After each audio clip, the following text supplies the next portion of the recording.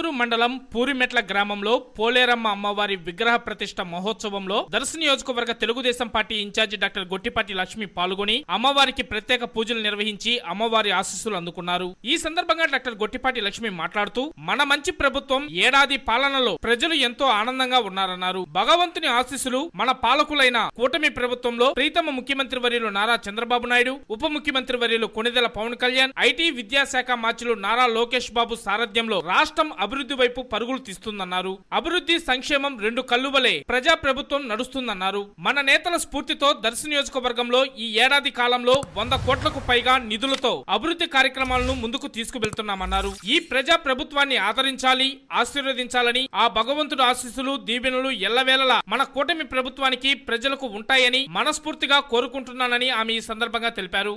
ఈ కార్యక్రమంలో ములమూరు మండల టీడీపీ అధ్యక్షులు కూరపాటి సీను, ములమూరు మండల మరియు పూరిమెట్ల గ్రామ టీడీపీ నాయకులు, నియోజకవర్గంలోని వివిధ హోదాల్లో ఉన్న కూటమి నాయకులు, కార్యకర్తలు, అభిమానులు, మహిళలు తదితరులు ఈ కార్యక్రమంలో పాల్గొన్నారు.